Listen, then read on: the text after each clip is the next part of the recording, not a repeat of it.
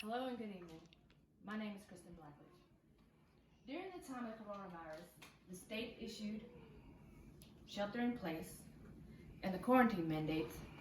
I have found myself watching TV a lot. One of my favorite channels I found to pass the time is the ID channel. The ID channel is filled with true crime shows. Some of these shows include murder mysteries and shows that spotlight missing people. One of my favorite shows is called Abducted in Plain Sight. This show often showcases missing children. The Center for National Exploited and Missing Children says that each year 800,000 children are reported missing in the United States alone. That's 2,000 children per day. In 1996, a young girl was abducted while riding her bike. 3 days later, she was found brutally murdered and her killer still at large. This is Amber Hatterley. At the time of her abduction, she was 9 years old and lived in Arlington, Texas. In her legacy, the Amber Alert was created. The Amber Alert is also a acronym which stands for America's Missing Broadcast Emergency Response. When these are sent out to cell phones, it's usually followed by an audible tone to grab your attention. The tone that follows these alerts sounds like this.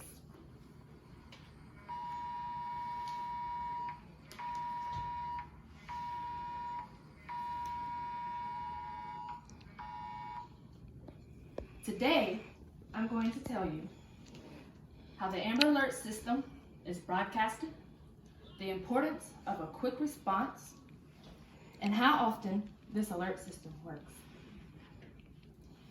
Amber Alerts are issued through a wireless emergency alert notification.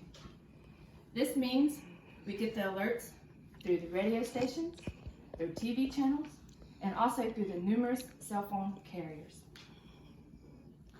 In 2003, the PROTECT Act was implemented. This act creates a criteria what is considered an Amber Alert.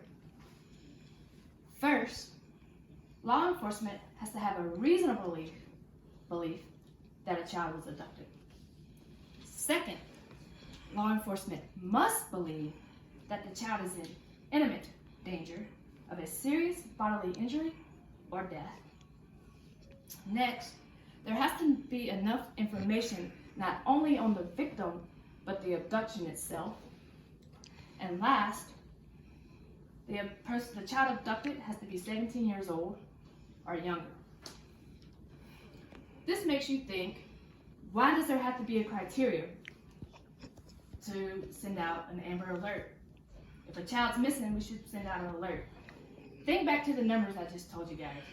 2,000 children a day. If we received an Amber Alert for every one of those children who were missing, we'd become immune and not care about the alerts coming through our phones or through the radio. We would swipe it right off our cell phone screen, we would change the channel, or we would change the radio station to the next song. This would mess up our quick response time, which is crucial in getting a child home safe.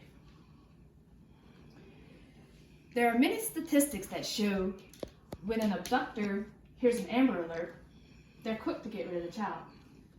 Sometimes they drop them off at a mall, grocery store. There's even been cases where the abductor took the child to a hospital or a firehouse and just drove off. The Child Abduction Response Team's resource manual says that approximately 1 in 10,000 missing children results in a homicide. 44% of those missing children are murdered within the first hour when they're missing. 91% of those children are murdered within 24 hours.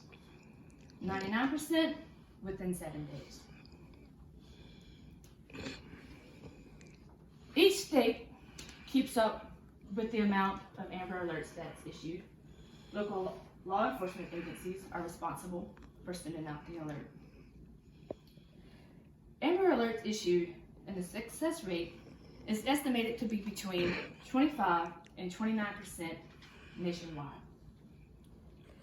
KBIA.org says that Missouri has a 100% rate of recovering children when the abduction was highlighted by the Amber Alert. Since 2003, 47 children have been recovered and returned home safely. As of February 25th of this year, 2020, 985 children have been returned home safely due to the Amber Alert. Most people who own cell phones have heard Amber Alerts. Many others have seen them scroll across the bottom of the TV while watching your favorite show. And then there's the small few that's only heard them over radio stations. Today, I've told you how the Amber Alert system is broadcasted, why a quick emergency response is critical in the return home of these children, and the estimated success rate of the Amber Alert. Stay vigilant, and thanks for your time.